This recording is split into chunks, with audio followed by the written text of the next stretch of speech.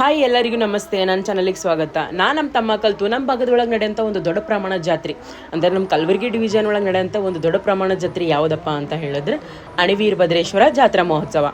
Koravara ಊರ್ಲಿಂದ 9 kilometre distance ಒಳಗೆ ಈ ಕೋರವಾರ ಅಣಿವೀರಭದ್ರೇಶ್ವರ ದೇವಸ್ಥಾನ ಅದ. ಅಣಿವೀರ ಅಂತೇಳಿ ಯಾಕೆ ಕರೀತಾರ ಅಂತ ಹೇಳಿದ್ರೆ ಎತ್ತರಿರಂಥ ಪ್ರದೇಶಕ್ಕೆ ಅಣಿ ಅಂತೇಳಿ ಕರೀತಾರೆ. ಅಲ್ಲಿರೋಂಥ ದೇವರು ವೀರಭದ್ರೇಶ್ವರ, ಅದಕ್ಕೆ ಅಣಿವೀರಭದ್ರೇಶ್ವರ ಅಂಥೇಳಿ ಈ ದೇವರಿಗೆ ಕರೀತಾರೆ. ಈ ದೇವಸ್ಥಾನದ ಒಳಗೆ ಪ್ರತಿ ವರ್ಷವೂ ಕೂಡ 2 ದಿನಗಳ ಕಾಲ ಜಾತ್ರಾ ಮಹೋತ್ಸವ ಮಾಡ್ತಾರೆ. ಅದ್ರೊಳಗೆ ಏನಪ್ಪ ವಿಶೇಷತೆ ಅಂತ ಹೇಳಿದ್ರೆ ಅಗ್ನಿ ಪ್ರವೇಶ.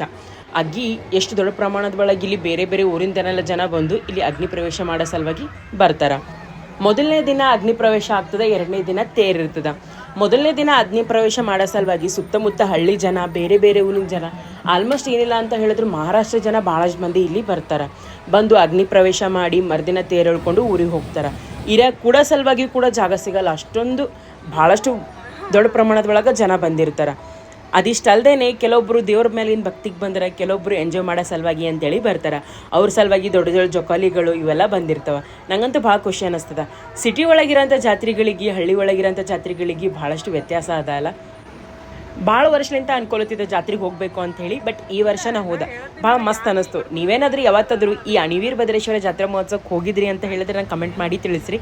ಇವತ್ತಿನ ನನ್ನ ಮಾಹಿತಿ ನಿಮ್ಗೆ ಏನಾದರೂ ಇಷ್ಟ ಆಗಿತ್ತು ಅಂತ ಹೇಳಿದ್ರೆ ನನ್ನ ಚಾನಲಿಗೆ ಸಬ್ಸ್ಕ್ರೈಬ್ ಮಾಡಲಾರ್ದೆ ಹಾಗೆ ಹೋಗಬೇಡ್ರಿ ಅಂತ ಹೇಳ್ತೀನಿ. Thank you for watching.